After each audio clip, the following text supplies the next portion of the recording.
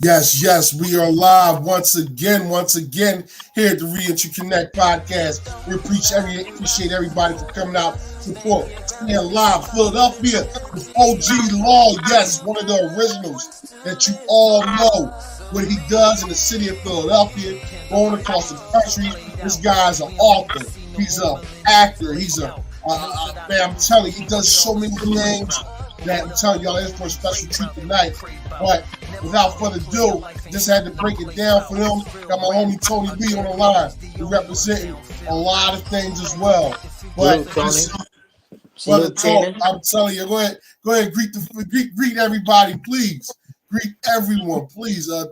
Peace and love, everybody watching. Peace and love, Tony Lee. Thank you, Mr. Keenan Hudson, for allowing us on your platform. And God bless everybody that's listening.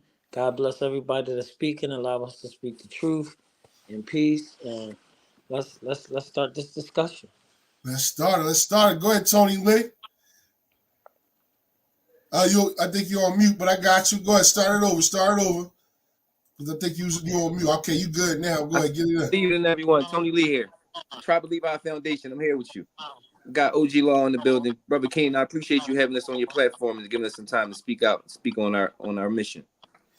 No problem. Like I said before, you already know OG Law, he do it all. But we're going to show y'all. Remember that face right there? That face right there represented a lot. He had a big event. Man, listen, he about to share so much with y'all right now. But without further ado, Brother OG Law, could you tell us who you are and what you represent and just share what got you into the focus and the mind space that you're in now to give back to the community to show these youth that jail is for suckers? Well, when I was born, both of my parents, my mom and my step-pop was blind, right? I didn't know my real father at the time. Though my real father is an amazing man as well, right? But being though I was blind, I kind of saw things.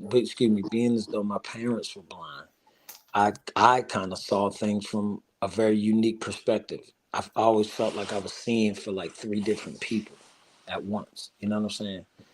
So it kind of allowed me to analyze things I was going through and things in my community, even as a child, from three different perspectives. You know what I'm saying? By the time I, just poverty and living life in the inner city, led me to prison. I kind of finally had the time to really begin to organize my thoughts as it referred to the lifestyle that I was living and the lifestyle of the people around me. And at that time, I also had a bitterness towards the lifestyle because I felt like it had sold me out, for everything I gave to the game. It only gave me that cage that you're looking at in the background of your podcast. So because of that, my mind and my vision began to think about things that would have prevented me from going to prison. So that, with the fact that I was reintroduced to God, enough tragedy. It came a choice in prison where it was either Thorazine or prayer. Thank you, God, I chose prayer at that fork in the road. And then it wasn't just my own thoughts and my own vision, but it actually became divinely inspired. So G-Law went from original gangster law. OG Law used to stand for original gangster law. But after I was touched by God, it became owned by God's love at work. And God's love at work is gangster law, game law, government law. God's law supersedes them all. Gangsters learning all war tactics. The battle is the war within yourself between good and evil. G-Law, and I'm the mailman. G-Law. Wow. So I just want to backpedal just a little bit because we know that anytime, somebody definitely that gets on this platform, we know that a lot of times we all been through our situations and what we've been through. And you bring up a good point. When you were in prison, you mentioned something. You said it was either getting on the medication. What was that medication you just mentioned? Therozine. Therozine. Now, that was a powerful drug within the prisons where people used to pay big money to get these type of things because it was a medication that pretty much made you feel like a zombie, correct? Yes, sir. You know what I'm saying? Along with other medications, things like that. So you were saying it was either that, which was going to diminish your life even more, or you was going to change your life. Well, yeah, because I was, prison will make you lose your mind after a while. Uh-huh. Staring at them same colors, walking around in the same circle, eating the same food. After a while, it could literally drive you insane. Yeah.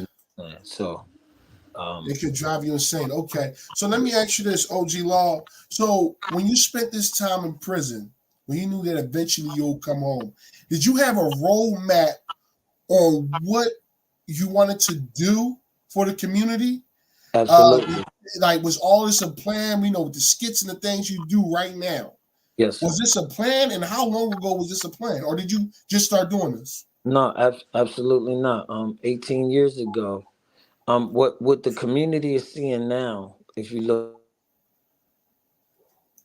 We still here. Right now, you just mute just a little bit, OG Law. So I guess if a call came in, you just gotta cancel it, and then your volume will come back up. But he was just saying that 18 years ago he started this movement. Is that correct, OG Law? You still muted? But he said 18 years ago, the things he's doing now and the skits he's making for a lot of these at-risk youth that are on these streets, the ones that are, really thinking that they want to take a trip to the penitentiary, that is all cool. He's giving them an example that it's not the way to go. But he's doing a live illustration. This man built a whole prison cell from a trailer to show that prison is no joke. So I just shared with them. I picked up where you say you left off. Well, when you started this 18 years ago. yes. And how did it ignite?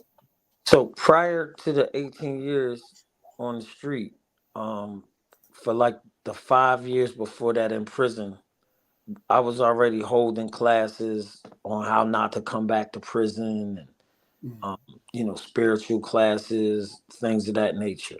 So I had a small team of guys who actually came out of prison with me. That would be like Mr. Motivation, Work for It, Mr. Work, Jukes Money.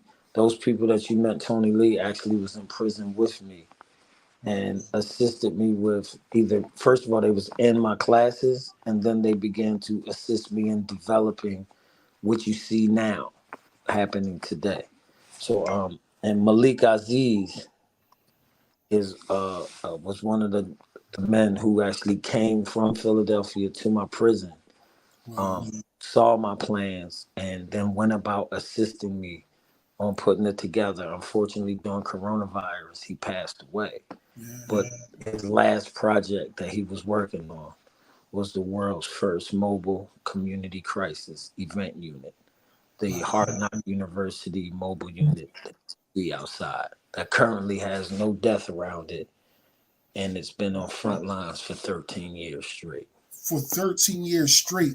And when you always refer to this mobile unit, you say it's the only jail that keep kids out of prison. That was a huge and powerful statement because it makes perfect sense. There's nobody else in the country is doing what you're doing. And I know that there's plenty of people that will probably try to imitate and try to explain messages if they haven't been through it. But you actually been through the experience to the T. Well, and we also have the only casket in the world designed to keep young people out of the grave. Wow. And the casket talks. It has a message within itself. Wow. Furthermore, if you check out Tracy Morgan, the last OG, that's actually a duplication of my life work today. Wow. I'm just hoping to have a conversation with Mr. Tracy Morgan and his team. Indeed. Before my legal team has to contact. Yes, get so Tracy Morgan. I hope you hear this message. Yes, OG Law right now is speaking, and we hope Yeah, you get back to them as soon as possible. And if they I want would. to, Yeah, I would rather me and Tracy sit down and his team as black men and work absolutely, it out, and work um, it out. and not include others to referee what we can handle. I think once he sees that I'm this person, Yeah, that the show was duplicated, because it may be that he didn't know. mhm. So I give him the benefit out the doubt. But in fact, there is a man named OG Law that is the real last OG, and he is alive. And Gotcha. I like the TV show, but I'm not a comedian, and I actually risked my life. You was there, Mr. Hudson, where I Yeah, was actually absolutely, sleeping outside on a dangerous absolutely, corner, risking my absolutely, life to deliver this message. So I think that Mr. Morgan will respect that possibly if we communicate as black absolutely, men, and maybe he could support my program, and maybe we absolutely. could do another movie called The Last OG where maybe included. I'm an actor now. I'm in the SAG union, so That's it. And speaking of acting, now there's a movie, yes, sir. The Cage. Ah, yes. I want you to touch on that real quick. I know we all over the place, but look, your name rang bells. We can always circle back around, but I want you to get into the meat and the juice of it. The Cage. All right, The Cage is a Oscar contending film that Okay. won over 26 global film festivals. Shot by Ricky Stahl Wow. Neighborhood Film Company, which is based right here in Brewery Town, Philadelphia. Yeah. The same film company that's responsible for the Netflix blockbuster I'm in called Yeah. Concrete Cowboy, which was #1 in the world for 2 weeks. Godzilla took us down, Yeah. and we have over 500 million views globally on that Gotcha. film. But The Cage is actually available for all viewers on Vimeo, Vimeo. So you would type in The Cage Yeah. Neighborhood Film Company on Vimeo, Vimeo, Yeah. and you will actually see the film. It'll show you the awards that we won for it. It's a possibility that The Cage is also on YouTube. Again, you will have to Yeah. type in So Neighborhood Film so Company. that so OG real quick. So let's do something even special for them. Just to show It's shot in CFCF, by the way. CFC and just to show them that you're not just talking. This is a real thing. We're not just saying that, oh yeah, we're hoping to do this, but we're gonna just show them the trial just to show this is you in the actual film. Yes, sir. All right, let's run that thing real quick. Who's this war turning me into?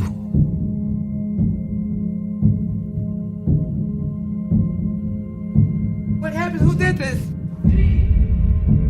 Who is this? Making me become.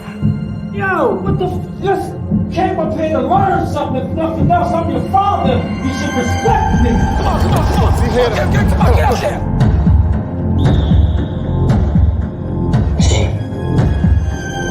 You won't find out. Oh, you won't find out the hard way. The life in this cage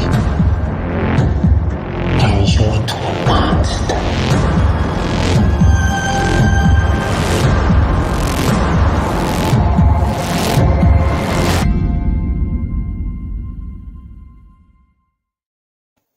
Come on, y'all, clap that up. Come on, Tony. Come on, clap that up, man. Like anybody, viewers, y'all support. Look, y'all supposed to show love from all of that. Drop y'all hearts, y'all drop comments in there. You know, we right here. Look, he just showed you a trial of the movie that he's in, The Cage. That's just one of them. Now I'm telling you, like, if this isn't an inspiration right here, you know, we don't know what else to say. You know, this is just mind blowing right here. So tell us more, OG.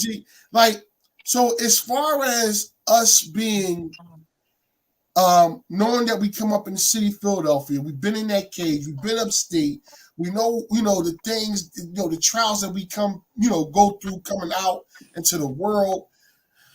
What were some of the most biggest obstacles?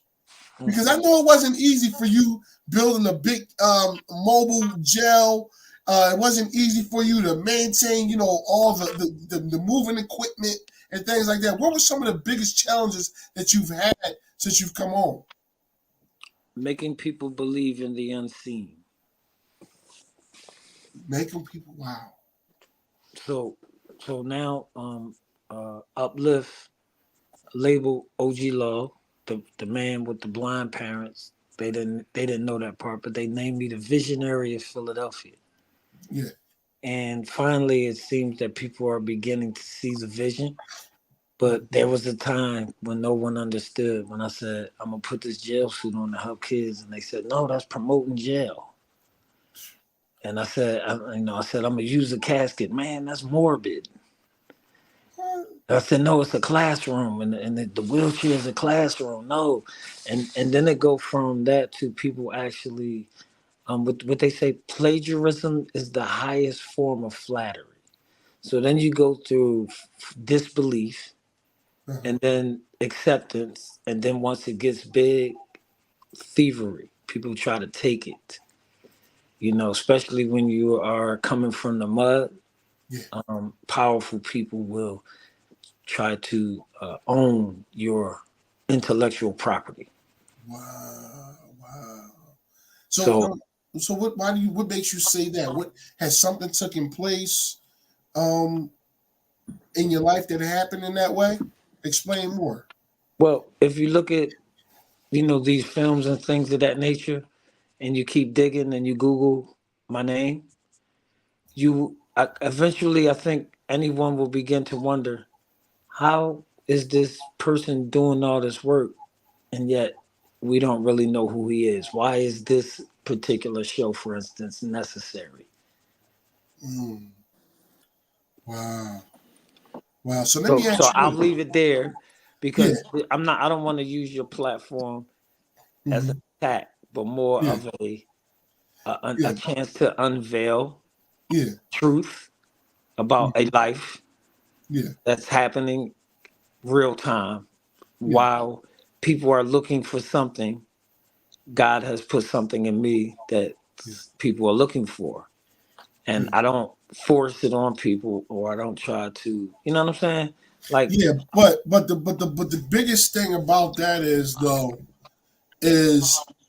that really projects a lot of growth, because even though you could have retaliated in so many different ways, you could have built so much anger up, you could have built up so much resentment that you could have retaliated on whoever you wanted to, but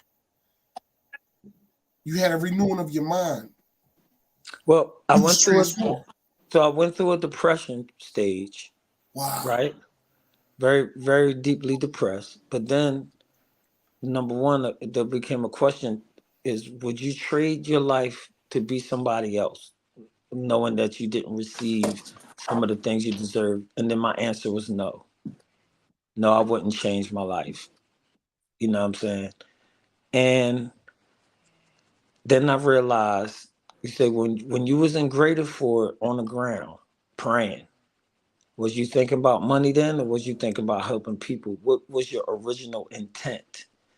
Now that the issue that you've been fighting for has funding available for it, are you doing it just for the funding now?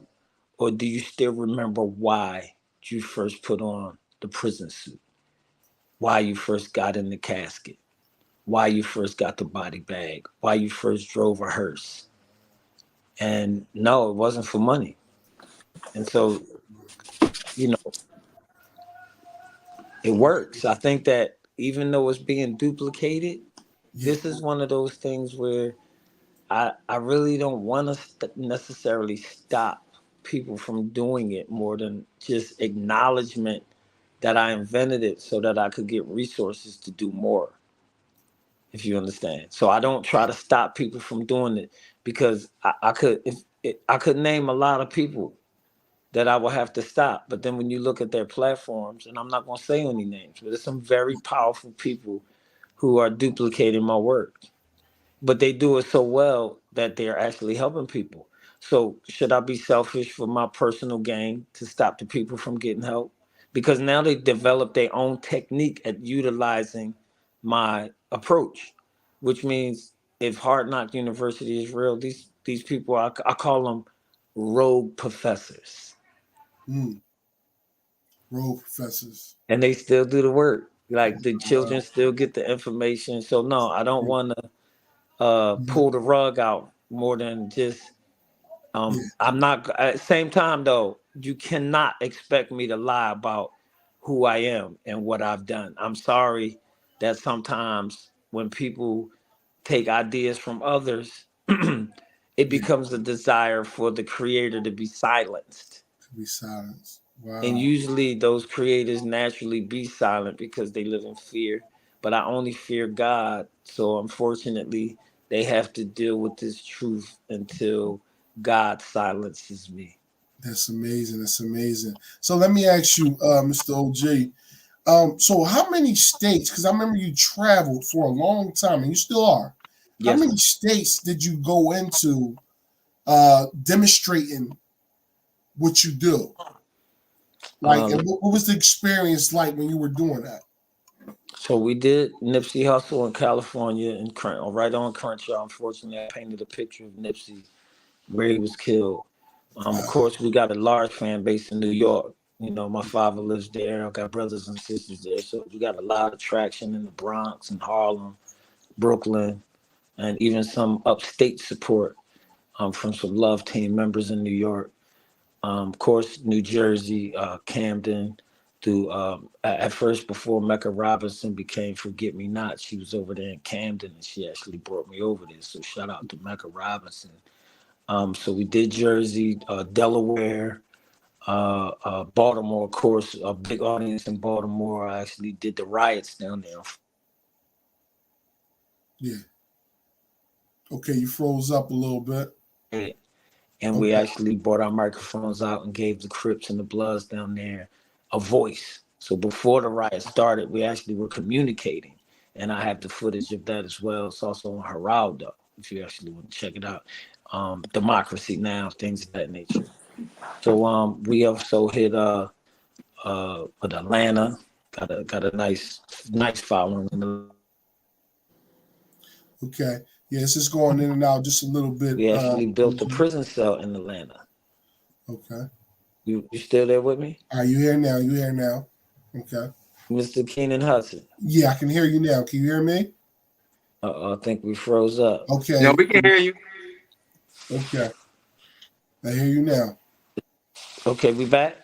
Yeah. Okay, cool. So we All right, you're going in and out, but it's all good. Like he said, he was over in New York.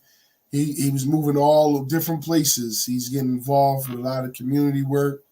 Atlanta, Alabama. Okay. We did the 50th anniversary of the Civil Rights Movement. There's actually a movie, Fight Hate with Love, where fortunately and unfortunately, I say that because in this movie, the Ku Klux Klan actually had a murder attempt on my life and my staff member and my child. And fortunately, we survived and made it back. So the people who did what they didn't know that there was a major media company named Media Storm following me during this experience. So it was actually some white people who filmed some white people trying to kill a black person.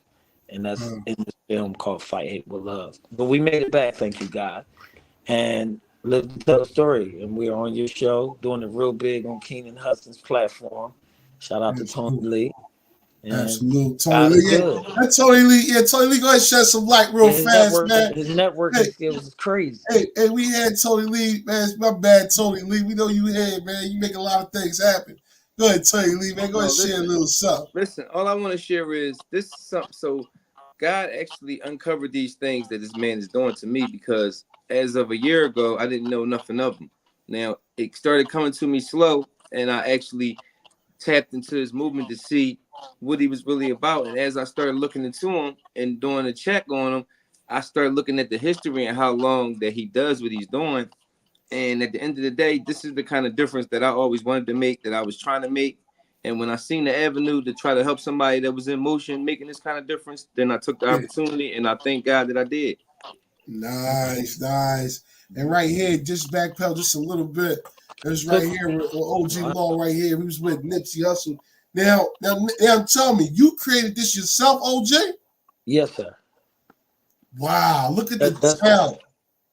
Yes, that's an original that is actually available. It was created across the country. Most of my pieces, if anybody know, so I get this fabric from Jomar, and then I usually either make a cake, I drag it like Superman to an area, and then when the kids see what it is, or the Yeah, community, they usually embrace it and they sign it, and you know, you see some of them has actually signatures on it. So yeah, that's my yeah. Nipsey right there. That's Big Nip. Like Nip that's the it back. paradigm. Absolute, absolute. I feel That's like he Tony Lee passed right all the there. time. He's there.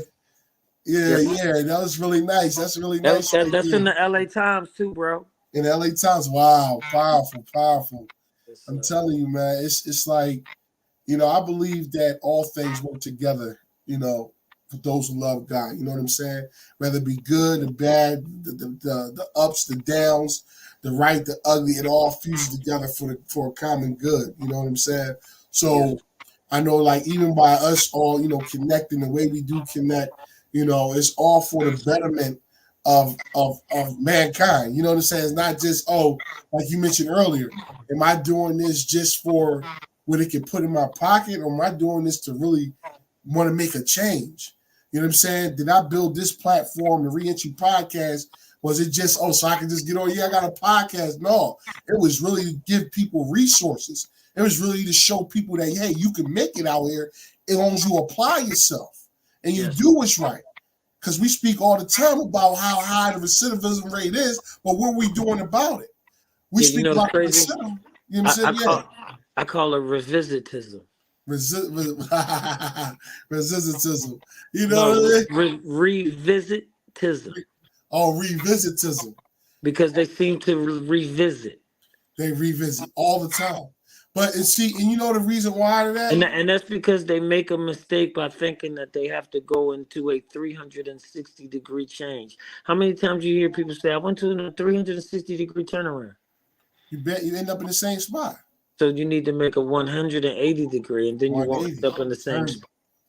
Yeah, that's it. You gotta turn. That's true.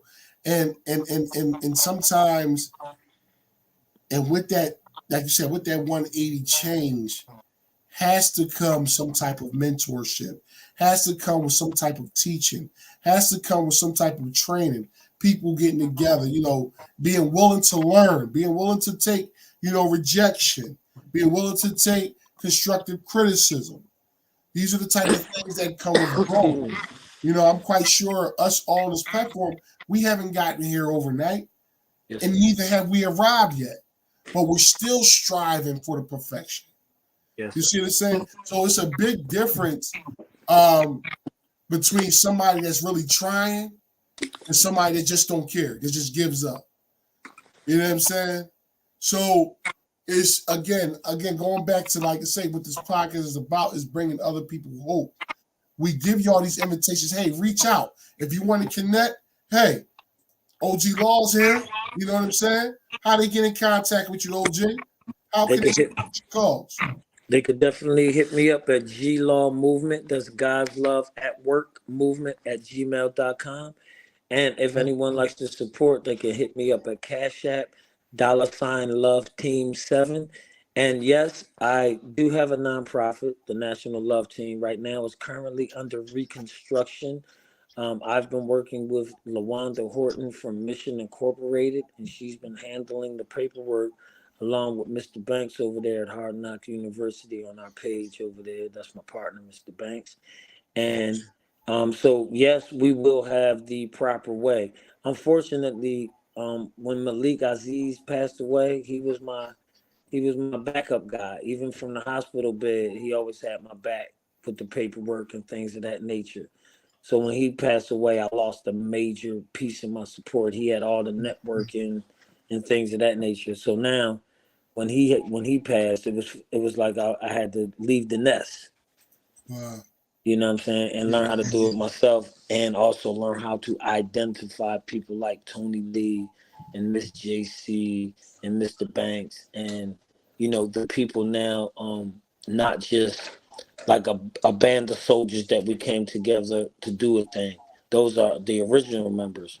But right now, what God is adding is some skilled, qualified people like yourself with platforms like this who appreciate and understand the history of our work.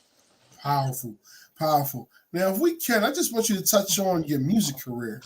Like, I know you were a real good lyricist, you know, got musical ear, musical talent.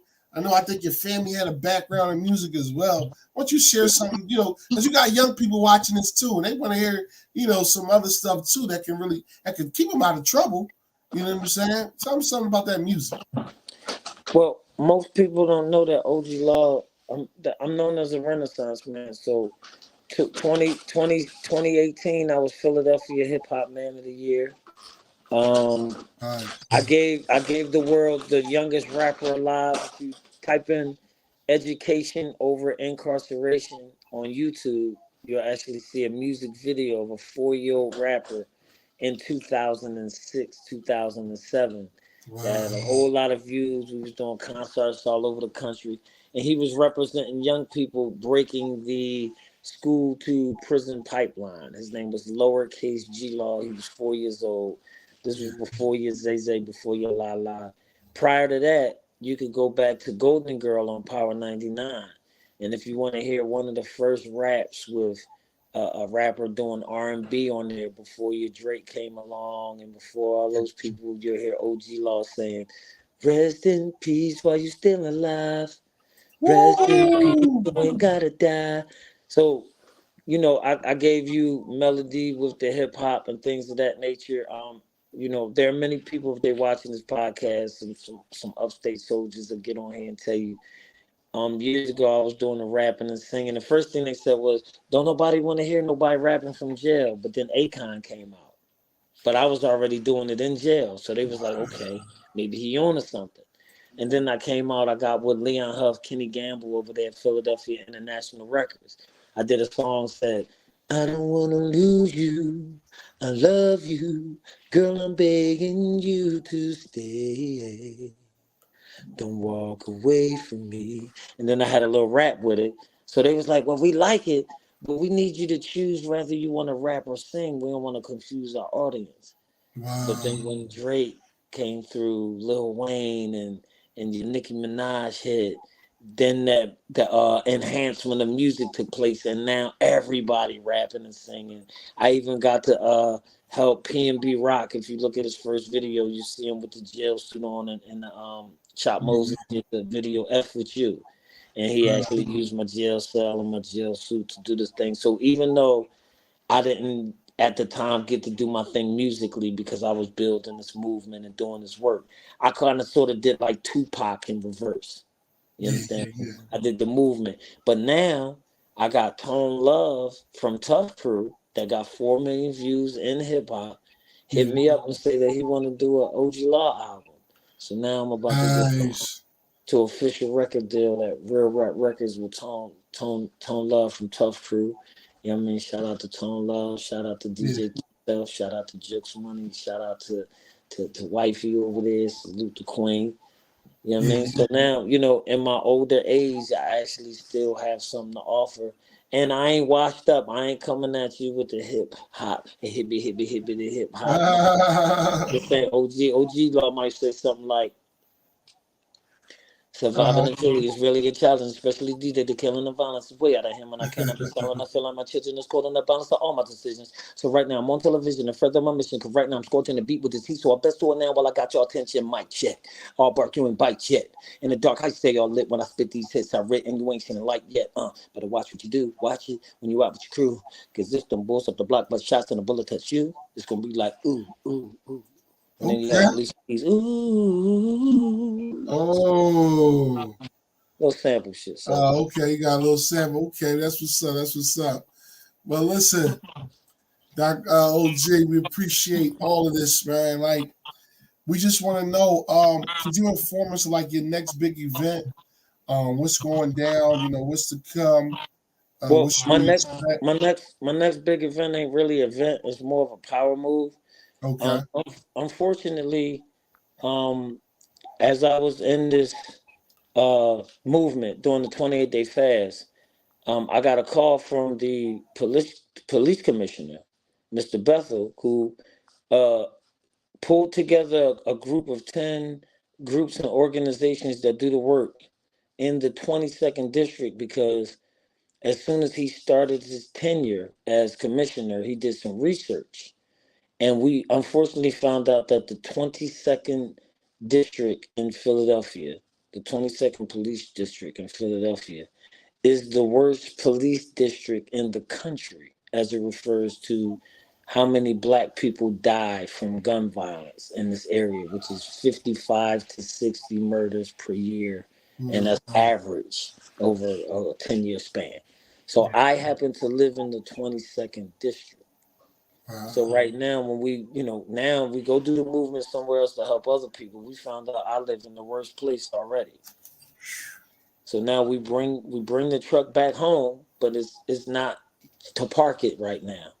It's actually to provide the services that we provided elsewhere right here. So right now we're leading the charge in the 22nd under the leadership and with the partnership of the police commissioner. Actually reached out to some regular community people and said, we need your help. We're going to fight this thing together. It's something that we've been fighting for a long time because our goal is not to get anyone arrested. Our goal is not to put anybody in the grave. Our goal is actually the opposite. I think that corporate America, politics, and the streets have all agreed that enough children have died due to senseless violence. And now sort of like we're coming together like five fingers. Absolutely. The police commissioner and the mayors actually have a vision to bring us all together like a fist so that we could fight hate with love. Yeah. Tough love. But with love. So that's it. And the mission is right here in the 22nd, but we're going to be making sure that some of our children stay alive. In the summertime, we're working on our program SOS, which is emergency, but it's also summer on to September, because we believe that it's our job to help our youth make it from summer vacation to back to school safe, sound, alive, and free in September. So we call it summer on to September. And again, if anybody likes to support, we could definitely use the help. We are currently totally grassroots until our paperwork is in order. So you can cash app $LoveTeam7. And if you need to hear more about the program, you can hit us at glawmovement@gmail.com. glawmovement@gmail.com. And OG, before we go, I just want to show that trailer of that movie one more time, The Cage. So we can let them know how to tune in. Again, everybody that's viewing right now, this is actually him in his movie. He have other movies as well. He's an author as well. But we want y'all to check this out. And for Philadelphia, so for Philadelphia, this was actually shot in Karan Frumhold Correctional Facility, which is CFCF, which is if you young people commit this crime and you don't learn from this movie, you will actually go to the jail that I'm filming this movie in if you're in Philadelphia, guaranteed. Okay, we're going to let it rip right now, y'all. 3, 2, and 1. Who's this war turning me into?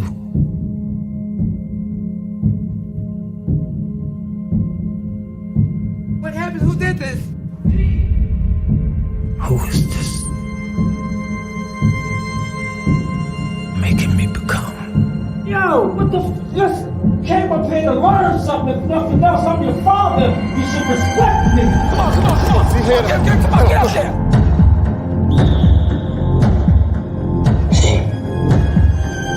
You won't find out. Oh, you're gonna find out the hard way. Your life in this cage turns you into a monster.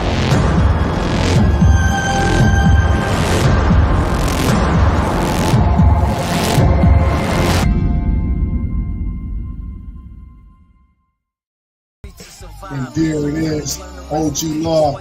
We appreciate you coming here on the Reentry Connect podcast. Man, you did it. Stay alive, Philadelphia. OG Law speaks. Man, we appreciate everything you said. We know that people are going to benefit from this. You can hear your music in the background right there. Man, that says a lot. We know that's you. You know what I'm saying? But y'all know, without further ado, I got to give a shout out to SPS Transportation. We appreciate everything. Y'all looking for a 5-star transportation company. They're here in the city of Philadelphia, but they travel all over. If you need wheelchair accessible, you need a party bus, if you need all of the above, feel free to reach out to them. Shout out to old dad, one day at a time, Mr. Mel Wells. Hey, that's family right there. 226-7860. Yes, it's a big thing. He has a lot of reentry support, a lot of recovery support, all the above. Feel free to reach out to him. I'm actually going to be speaking at this event on Friday, so y'all stay tuned. What's going on, OJ? Let me say something about Mel Wells, so everybody knows. This is how you tell the truth without losing your credibility. Mel Wells was actually the first kid to get inside of a casket when he was a child with his father, Reverend Henry T. Wells. The guy who invented One Day at a Time used to put Mel in the casket, and Al Sharpton and everybody used to actually walk with the march as Mel was inside of the casket representing little kids. There was also another pastor that in Germantown that had a casket on top of his car. I'm just the one in our generation that do it my way. So shout out to Mel Wells, man. You know, Wow. You can keep it real and still be yourself. And still do your thing. Wow, that's powerful. Because I actually got an event. Plagiarism is not the highest form of flattery. Wow. Telling the truth about the creator is. Ooh, powerful. And as I was just mentioning to you, I actually got an event coming up, actually up there with Mel Wells. Yes. And definitely want y'all to come check. I told Tony and Lee about it. It's going to be on, it's actually coming up. It's going to be on Friday. But it's a Friday morning time. And I know a lot of people it's going to be hard to get there. But it's actually the Unspoken Truth, Keenan Hutchin, March 8th, up there on 2432 West Lehigh Avenue. Will be up there. Shout out to Mel Wells. Yeah, it is going to be at the One Day at a Time facility over there. So let me know, hit me up, inbox. Y'all need more information, but I am going to be speaking there. So without further ado, y'all, I appreciate, like I say, maybe you could come grab me, man. Maybe I'll go up there with you, bro. Yeah, no doubt. Yeah, we'll definitely, we'll chop it up right after this. We'll chop it up and everything. But we go right up there, man. We'll bring it down, man, because he definitely, I don't know where Tony Lee at. Because Mel Wells, bro, listen, that's your platform, bro. I go there because Mel, my brother. Absolutely. But he was telling me, he was saying, bring them out. He said, bring them out. I said, Mel, you don't want to tell me that, Mel. I'll bring the whole city with me, but that's what we gonna do. If that's what it is, that's what we gonna have to do. You know what I'm saying? So, without further ado, man, Tony Lee, you in and out. What you doing, Tony Lee? We up here supporting the music. This is music. I think you have me on, but my phone had died. I had to charge it back up. So don't stop your route, hold it down, stand your ground and be the possibility. You've got loved ones to live for, so leave. Candlelight visions is played out.